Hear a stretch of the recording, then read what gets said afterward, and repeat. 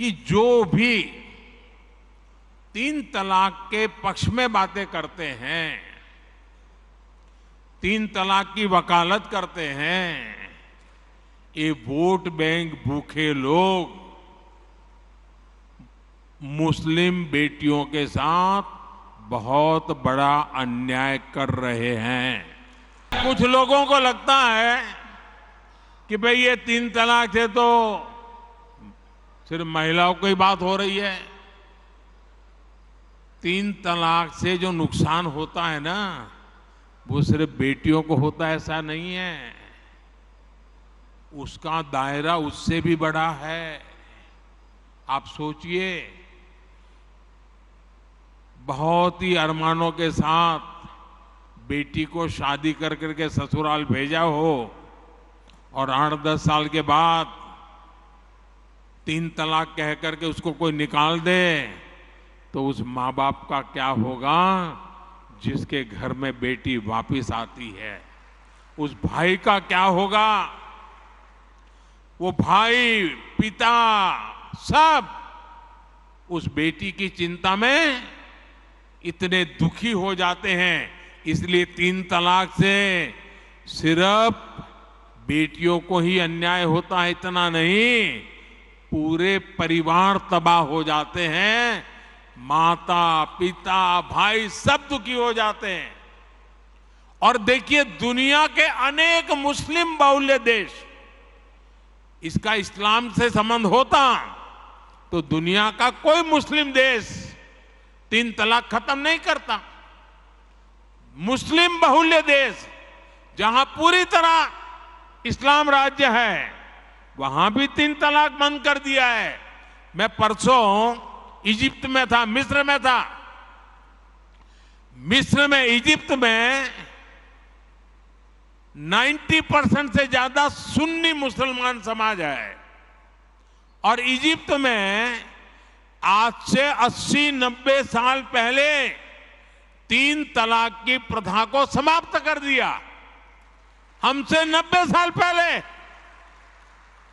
अगर तीन तलाक इस्लाम का जरूरी अंग है तो पाकिस्तान में क्यों नहीं होता भाई? अगर तीन तलाक इस्लाम का जरूरी अंग है तो इंडोनेशिया में क्यों नहीं होता? अगर तीन तलाक इस्लाम का जरूरी अंग है तो कतर, जॉर्डन, सीरिया, बांग्लादेश, ये तो सारे मुस्लिम बस्ती वाले देश हैं, वहां पर उनको बंद क्यों कर दिया?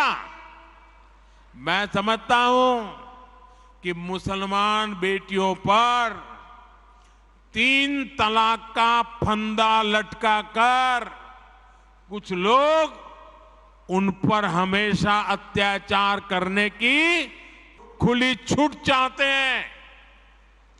यही लोग तीन तलाक का समर्थन भी करते हैं और मैं जानता हूं कि इसलिए ही मेरी मुस्लिम बहनें, बेटियां, मैं जब भी जहां जाता हूं वो भाजपा के साथ खड़ी रहती है, मोदी के साथ खड़ी रहती है।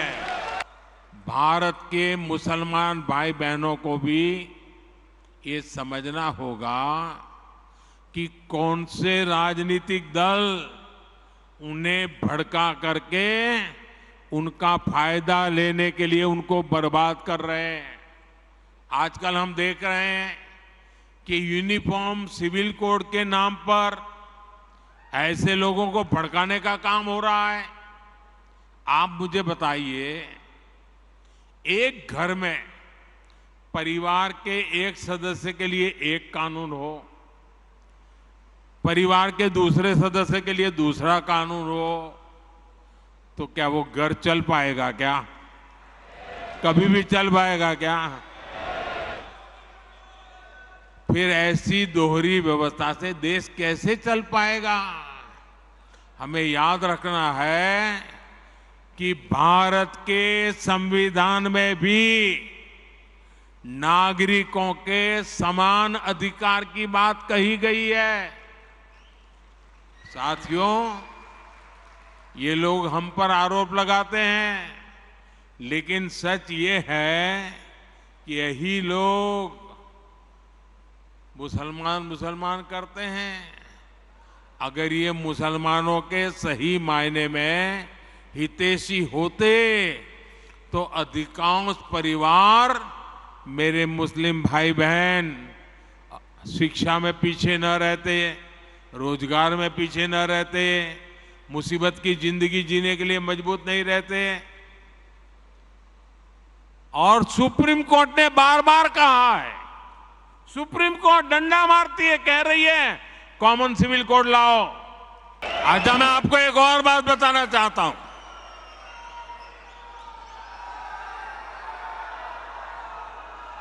अगर आप हमारे मुसलमान भाई बहनों की तरफ देखोगे और मैं देखता हूं कि जो हमारे पसमानदा मुसलमान भाई बहन हैं,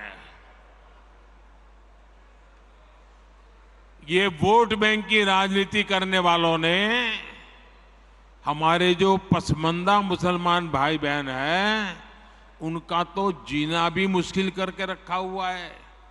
वो तो तबाह हो गए, उनको कोई फायदा नहीं मिला है। वे कष्ट में गुजारा करते हैं, उनकी आवाज सुनने के लिए कोई तैयार नहीं है। उनके ही धर्म के एक वर्ग ने पसमानदा मुसलमानों का इतना शोषण किया है, लेकिन इसके ऊपर कभी देश में चर्चा नहीं हुई।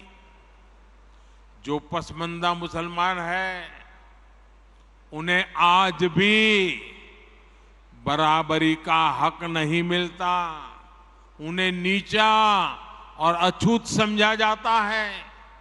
इसी समाज में मैं मुसलमान समाज की बात कर रहा हूं। मुसलमान भाइयों में जो हमारे पसमानदा भाई बहन हैं, जो पिछड़े हुए हैं, मैं उनकी बात करता हूं। पसमानदा मुसलमान मोची होते हैं, भिस्ती होते हैं, जोगी होते हैं, लाल बेंगी होते हैं, भटियारा होते हैं, मिरासी होते हैं, डफाली होते हैं, मुकेरी होते हैं, मदारी होते हैं, जुलाहा होते हैं, लंबाई होते हैं, बेदा होते हैं, बामणिया भी होते हैं, छिया होते हैं, लहरी होते हैं, हल्दर होते हैं, सिकदर होते हैं, कितनी ही जातियां, ये सब इतने पिछड़े रहे हैं, इनके साथ इतना भेदभाव हुआ है। भाइयों बहनों, इस भेदभाव का नुकसान उनकी कई पीढ़ियों को भुगतना पड़ा, लेकिन भाजपा देश के हर नागरिक के लिए सबका साथ सबका विकास की भावना से काम कर रही है। आयुष्मान भारत योजना ने उन्हें भी स्वास्थ्य सुविधा का हक दिया है। पीएम आवास योजना के तहत उन्हें भी अपना पक्का घर मिल रहा है। बीजेपी के कार्यकर्ता जब इन तथ्यों और तर्कों के साथ मुसलमान भाई बहनों के पास जाएंगे तो उन्हें ज्यादा बेहतर तरीके से समझाएंगे और उनका भ्रम भी दूर होगा। हम भाजपा के लोग हैं, हमारे संस्कार अलग हैं, हमारे संकल्प बड़े हैं और हमारी प्राथमिकता दल से पहले देश की है।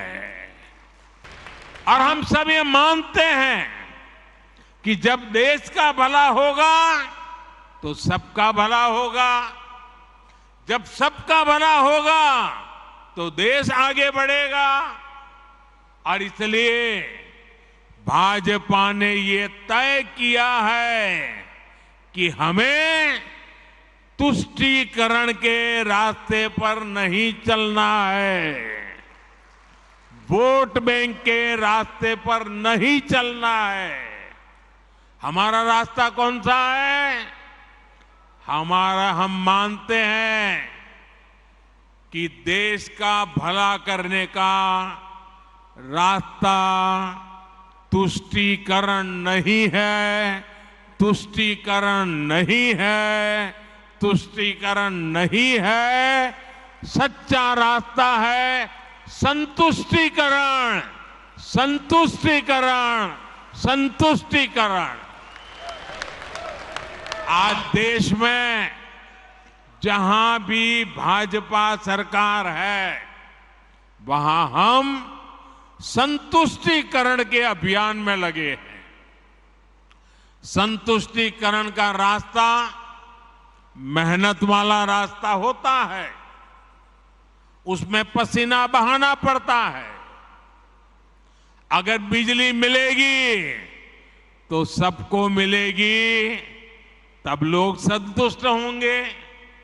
अगर नल से जल का अभियान चलेगा तो हर घर तक चलेगा, हर एक को पहुंचाने का प्रयास होगा। इसमें किसी के साथ भेदभाव नहीं होगा, जाति नहीं, बिरादरी नहीं, काका भतीजा मामा कुछ नहीं। जब भेदभाव नहीं होगा तो समाज में संतुष्टि बढ़ेगी। इसलिए हम संतुष्टीकरण के रास्ते पर बढ़ रहे हैं।